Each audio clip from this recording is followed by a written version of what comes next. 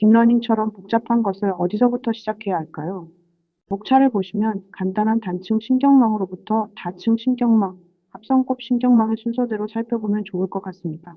그 다음으로는 문서 분류에 적합한 순환 신경망 모델과 딥러닝을 사용할 때 필요한 신경망 적합, 보강과 이중 하강에 대해서 알아보겠습니다. 먼저 단층 신경망부터 알아보겠습니다. 신경망 즉 뉴럴 네트워크라는 이름은 원래 음익 단위를 뇌의 신경세포 즉 뉴런과 유사하게 생각한 데서 유래한 이름입니다. 따라서 신경망의 핵심은 입력을 받아 상호 연결된 층을 지나면서 다음 출력을 뱉어내는 것입니다. 기본적으로 점점 더 많은 데이터를 처리하면서 개선되는 학습 시스템입니다. 이것을 달리 말하면 신경망은 피계의 변수로 이루어진 입력 벡터 xx1, x2, xp를 받아서 비선형 함수 fx를 만들어 반응 변수 y를 예측한다고 합니다. 마치 음표를 보고 훈련을 거쳐 피아노 건반을 하나하나 치는 과정과도 같다고 할 수 있겠습니다. 피아노 건반을 아무거나 누른다면 소음이지 음악이라고 할 수 없을 텐데요. 하나하나 치는 과정을 더 잘 학습하기 위해서는 어느 정도 강제로 학습에 도달하도록 하는 과정이 필요합니다. 이를 딥러닝에서는 활성화 함수라고 합니다. 단순한 피드포워드 신경망은 활성화 함수를 통한 비선형 변환을 위해 시그모이드 함수나 렐로 활성화 함수 사용합니다. 또는 효율성과 계산 가능성 때문에 다른 함수가 사용되기도 합니다. 이제 다층 신경망을 간단히 알아보겠습니다. 다층 신경망은 왜 필요할까요? 단일 레이어 신경망과 같은 피아노만으로는 복잡한 음악을 만드는 데 한계가 있기 때문입니다. 예시 데이터인 엠리스트는 손으로 쓴 숫자들의 이미지 모음입니다. 각 이미지는 2828 픽셀로 되어 있고 흑백 명암을 0부터 255 사이의 숫자로 나타냅니다. 여기 보시는 3, 5, 8은 실제 데이터의 예시입니다. 이제 우리의 신경망 모델을 살펴보겠습니다. 가장 먼저 입력층이 있는데 28, 28 픽셀을 일렬로 펼쳐서 784개 입력값을 받습니다. 이 모델의 재미있는 점은 학습해야 할 파라미터가 무려 23만 5천 개나 된다는 것입니다. 훈련 데이터 개수는 6만 개니까 4배가량 되는 숫자입니다.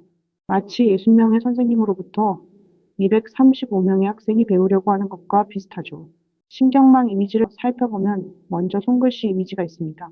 그 다음에는 두 개의 음이층이 있습니다.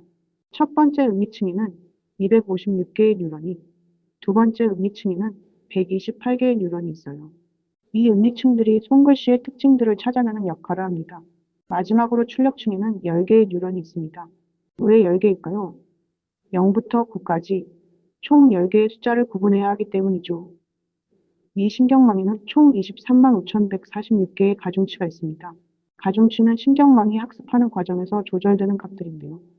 마치 우리가 경험을 통해 배우는 것처럼 신경망도 이 가중치들을 조절하면서 손글씨 숫자 읽는 법을 배웁니다. 이제 좀 더 복잡한 작업을 처리할 수 있는 합성곱 신경망을 살펴보겠습니다. 합성곱 신경망에는 합성곱층이라는 특별한 층이 있습니다. 이 층은 마치 우리가 사진의 특징을 찾아내는 것처럼 동작합니다. 예를 들어 고양이 사진에서 귀 모양, 눈 모양 같은 특징을 찾아내죠. 여러 개의 필터가 있어서 다양한 특징을 동시에 찾아낼 수 있어요. 다음은 풀링층입니다. 풀링층은 큰 이미지를 작게 압축하는 역할을 해요. 마치 큰 사진을 작은 사진으로 줄이는 것처럼요.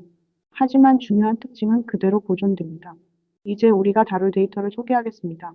사이파 100은 우리 일상생활에서 볼 수 있는 다양한 사진들을 모아놓은 거예요. 총 100가지 종류의 물체나 동물이 있습니다. 예를 들면 자동차, 고양이, 강아지, 비행기 같은 것들이죠. 인공신경망은 100가지 서로 다른 물체들을 구분하는 법을 배우게 됩니다. 먼저 합성곱층은 이미지에서 작은 패턴들을 찾아내는 역할을 합니다. 마치 퍼즐 조각을 찾는 것처럼 이미지의 여러 부분에서 의미 있는 패턴을 찾아내죠. 예를 들어 간단한 선이나 점들의 패턴을 찾아냅니다. 그 다음 풀링층은 찾아낸 패턴들 중에서 가장 중요한 부분만 선택합니다. 마치 사진을 작게 줄이면서 핵심적인 특징만 남기는 것처럼요. 이렇게 하면 처리해야 할 정보의 양이 줄어들면서도 중요한 특징은 보존됩니다. 이를 순서대로 생각해 보겠습니다.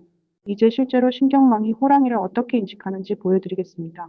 1단계 기본 패턴 찾기 단계입니다. 2단계에서는 이미지에서 간단한 선과 곡선을 찾아냅니다. 2단계는 특징 조합하기 단계입니다. 2단계에서는 찾아낸 선들을 조합해서 눈, 귀와 같은 더 복잡한 특징을 만듭니다. 3단계 호랑이 판단하기 과정입니다. 이렇게 찾아낸 특징들을 모두 종합해서 이 이미지에는 호랑이의 눈, 귀, 무늬가 있으니 호랑이구나 라고 판단하게 됩니다. 이제 합성곱층에 대해서 좀 더 알아보겠습니다. 합성곱층은 여러 개의 특별한 필터들로 구성되어 있습니다. 이 필터들은 마치 돋보기처럼 이미지의 특정 부분을 자세히 들여다보는 역할을 합니다. 각각의 필터는 이미지에서 특정한 특징이 있는지 찾아내는 일을 합니다. 예를 들면 어떤 필터는 세로선을 찾고 다른 필터는 가로선을 찾고 또 다른 필터는 둥근 모양을 찾아냅니다. 재미있는 점은 이 필터들이 스스로 학습한다는 것입니다. 처음에는 아무것도 모르다가 많은 이미지를 보면서 점점 중요한 특징들을 찾아내는 법을 배우게 됩니다. 풀링층에서는 큰 이미지를 작은 요약 이미지로 압축합니다. 최대 풀링 연산은 최대값을 사용해서 이미지에서 각각의 서로 겹치지 않는 2 곱하기 2 픽셀 블록을 요약합니다. 사이파 이미지를 분류하는 합성곱 신경망의 구조는 마치 계단처럼 여러 층이 쌓여 있는 구조입니다. 위에서 설명한 합성곱층과 풀링층이 번갈아 가면서 나타난다는 특징이 있어요. 각 풀링층은 이 크기의 영역을 살펴보면서 이미지의 크기를 절반으로 줄여줍니다. 큰 사진을 작게 축소하는 것처럼요. 이미지가 여러 층을 거치면서 점점 작아지다가 마지막에는 긴 줄로 펴서 완전 연결층으로 전달됩니다. 이 과정에서 최종 분류가 이루어집니다. 성능을 향상시키기 위한 특별한 기법을 사용하기도 하는데 드롭아웃으로 과적합을 방지하고 규제 기법으로 모델을 안정화시킵니다. 이 과정을 거치면 다양한 이미지가 있는 사이파 테스트에서 75% 이상의 정확도를 달성할 수 있습니다. 성능을 좀 더 높이고 싶다면 데이터 증강과 같은 방법을 사용할 수도 있습니다. 각 훈련 이미지를 여러 번 복제하고 각 복제본을 자연스럽게 무작위로 왜곡, 즉 줌, 수평 및 수직 이동, 찌그러뜨리기, 일정 정도의 회전, 좌우 반전 등의 방법을 통해 비슷하지만 다른 데이터 세트를 만듭니다. 레지넷 50은 이미 수백만 장의 이미지로 학습된 강력한 인공신경망입니다. 이 모델을 통해 6장의 새 사진을 분석한 결과를 보면 각 사진마다 모델은 가장 가능성 높은 3가지 답을 제시했고 각 답에 대해 100점 만점으로 점수를 매겼습니다. 두 번째 사진을 보시죠. 여기서 모델은 매솔개를 정확하게 알아보았습니다. 이는 모델이 큰 새의 특징을 잘 학습했다는 것을 보여줍니다. 하지만 세 번째 사진에서는 실수가 있었습니다. 같은 배 사진인데 이미지가 작아지니까 분수라고 잘못 판단했어요. 이는 이미지 크기가 분류에 큰 영향을 미친다는 것을 보여줍니다. 다른 재미있는 발견이 있습니다. 모델이 비슷한 색깔을 가진 두 종류의 새를 헷갈려 했어요. 자카마루와 케이프위버라는 새인데 서로 다른 대륙의 새임에도 비슷한 색깔 때문에 혼동이 생긴 거죠. 이 과정을 통해 우리는 두 가지 교훈을 얻을 수 있습니다. 먼저, 인공지능도 사람처럼 이미지 크기나 색깔에 영향을 받을 수 있다는 것입니다. 두 번째로, 정확한 분류를 위해서는 다양한 조건의 학습 데이터가 필요하다는 것입니다. 이제 이미지가 아닌 문서를 분류하는 과정을 살펴보겠습니다. 영화 리뷰가 긍정적인 영화평인지 부정적인 평화평인지 알아내기 위해서 IMDb 영화 사이트의 리뷰를 분석하려고 합니다. 각 리뷰가 영화에 대해 긍정적인지 부정적인지를 파악하는 것이 목표입니다. 각 리뷰를 어떻게 컴퓨터가 이해할 수 있게 만들었을까요? 아주 단순한 방법을 예로 든다면 단어가 리뷰에 있으면 1, 없으면 0으로 표시하는 것과 같은 방법을 사용할 수 있습니다. 마치 단어들의 출석부를 만드는 것과 같습니다. 전체 25,000개의 리뷰를 분석했는데요. 긍정적인 리뷰와 부정적인 리뷰의 수를 같게 맞추어서 모델이 한쪽으로 치우치지 않고 공정하게 학습할 수 있도록 했습니다. 이제 문서 분류에 특화된 순환 신경망 모델을 살펴보겠습니다. 순환 신경망의 가장 큰 특징은 기억입니다. 마치 사람이 책을 읽을 때 앞 문장을 기억하면서 읽는 것처럼 이전 단계의 정보를 다음 단계로 전달합니다. 입력된 정보는 순서대로 하나씩 처리됩니다. 예를 들어, 나는 학교에 간다라는 문장이 있다면 먼저 나는을 처리하고 그 다음 학교를 처리하고 마지막으로 간다를 처리합니다. 특징적인 것은 모든 단계에서 같은 규칙을 사용한다는 것입니다. 마치 하나의 렌즈로 여러 장면을 보는 것처럼 같은 가중치로 모든 입력을 처리합니다. 대부분의 경우 우리는 마지막 출력만 사용합니다. 예를 들어 문장이 긍정적인지 부정적인지 판단할 때는 전체 문장을 다 읽은 후에 최종 판단만 필요하죠. 텍스트를 처리하기 위해 먼저 1만 개의 단어를 컴퓨터가 이해하기 쉬운 형태로 바꿉니다. 이것을 임베딩이라고 하는데요. 마치 각 단어에 특별한 좌표를 부여하는 것과 같습니다. 이 좌표는 두 가지 방법으로 만들 수 있습니다. 이미 만들어진 좌표인 워드투백이나 글로브를 사용하거나 우리가 직접 새로운 좌표를 만들 수 있죠. 각 문서는 일정한 길이로 맞춰줍니다. 짧은 문서는 앞부분을 0으로 채워서 길이를 맞추죠. 마치 총 숫자가 다른 여러 학급의 사람들을 한 줄로 세울 때 더 인원이 적은 학급에는 뒤쪽에 빈 공간을 두는 것처럼요. 실제 영화 리뷰 분석에 사용한 모델을 보시면 32개의 임베딩 행렬로 표현했고 똑같이 32개의 음릭 단위를 사용했습니다. 과적합을 막기 위해 드롭아웃도 적용했고요. 더 발전된 LSTM이라는 구조를 사용했더니 87%의 정확도를 달성했습니다. 이제 또 다른 데이터인 1962년부터 1986년까지의 뉴욕 증권거래소 데이터를 사용해 주식 거래량을 예측하는 방법에 대해 설명드리겠습니다. 우리가 살펴볼 분석 데이터는 세 가지입니다. 먼저 하루 거래량 100일 평균 대비 비율, 그리고 다우존스 지수의 수익률, 마지막으로 시장의 변동성입니다. 이 중에서 특히 거래량 예측에 집중했습니다. 이 예측 문제의 특징은 하나의 김치 계열 데이터만 있고 시간이 가까운 데이터끼리 서로 연관되어 있다는 것입니다. 과거 데이터로 미래를 예측하는데 예측하려는 거래량 자체가 다음 예측의 재료가 됩니다. 예측 모델은 순환 신경망입니다. 지난 5일간의 데이터를 보고 다음 날의 거래량을 예측하려고 합니다. 12개의 음릭 단위를 사용했고 1980년 1월 2일 이전 데이터로 학습했습니다. 모델의 성능은 0.41을 기록했습니다. 단순히 어제 거래량으로 내일을 예측했을 때의 점수가 0.18이었으니 우리 모델이 훨씬 더 좋은 성능을 보여준 거죠. 이제 시계열 예측에 사용되는 두 가지 모델인 RMN과 AR 모형을 비교해 보겠습니다.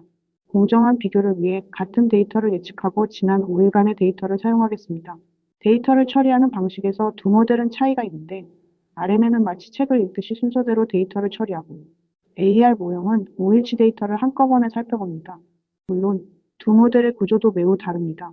결과적으로는 AR 모형을 조금 개선했더니 RNN과 똑같은 성능을 0.42를 달성했다는 것입니다. 그리고 두 모델 모두 요일 정보를 추가하니 성능이 더 좋아졌습니다. 주식 거래가 요일별로 패턴이 다르다는 걸 보여주는 거죠. 이를 통해 우리는 두 가지를 배울 수 있습니다. 먼저 항상 복잡한 모델이 더 좋은 성능을 내는 것은 아니라는 점입니다. 두 번째로 도메인 지식교육 정보이 중요하다는 점을 알 수 있습니다. 이제 딥러닝과 전통적인 통계 방법을 비교하면서 언제 딥러닝을 사용하는지 확인해 보겠습니다. 딥러닝은 강력한 도구임에는 틀림이 없습니다. 그러면 우리는 기존의 도구를 버리고 데이터 문제는 모두 딥러닝을 사용해야 할까요? 야구 선수들의 연봉을 예측하기 위해서 선형외기, 라쏘, 신경망의 세 가지 방법을 비교할 것입니다. 신경망은 드롭아웃으로 과적합을 방지했고 확률적 경사강법을 사용했습니다. 결과적으로는 세 모델 모두 비슷한 성능을 보여줬는데요. 기존 통계 모델들이 다음과 같은 몇 가지 큰 장점이 있다는 것을 알 수 있습니다. 결과를 쉽게 해석할 수 있고 모델이 어떻게 작동하는지 이해하기 쉽습니다. 특히 라쏘는 중요한 변수를 골라낼 수 있어서 어떤 요인이 연봉에 영향을 미치는가? 라는 질문에 답할 수 있습니다. 여기서 우리는 동일한 성능이라면 더 단순한 모델을 선택하라는 오컴의 맨도날 원칙을 떠올릴 수 있습니다. 이 실험을 통해 우리는 항상 최신 기술이 최선은 아니라는 것, 문제에 따라 적절한 도구를 선택해야 한다는 것, 해석 가능성도 중요한 고려사항이라는 것과 같은 중요한 교훈을 얻을 수 있었습니다. 이제 신경망 적합에 대해서 좀 더 자세히 살펴보겠습니다.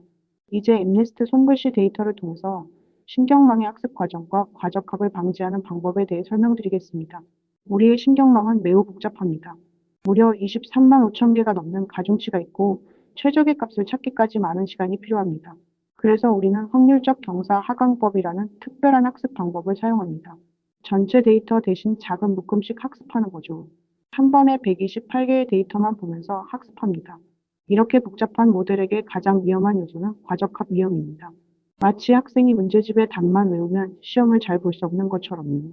우리는 이를 방지하기 위해 능형과 라쏘 규제, 조기 중단과 같은 방법을 사용해서 가중치가 너무 커지지 않도록 제한할 수 있습니다.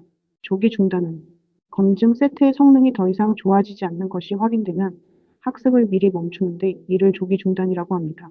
이러한 방법들을 통해 효율적으로 학습하고 과적합을 방지하며 실제 상황에서도 잘 작동하는 모델을 만들 수 있을 것입니다. 마지막으로 보강과 이중 하강에 대해서 살펴보겠습니다. 학습 과정에서는 역전파라는 방법을 사용합니다. 오차를 거꾸로 추적해가며 각 가중치의 영향력을 계산하고 이를 바탕으로 가중치를 수정합니다. 앞에서 살펴본 것처럼 신경망 학습에는 여러 가지 어려움이 있습니다. 하나의 정답이 아닌 여러 해가 존재할 수 있고 전체적인 최저값과 부분적인 최저값이 다를 수 있습니다. 신경망이 복잡할수록 이 문제는 더 심해집니다. 이를 해결하기 위해 경사하강법을 조정하거나 규제를 적용하는 방법 등을 사용했습니다.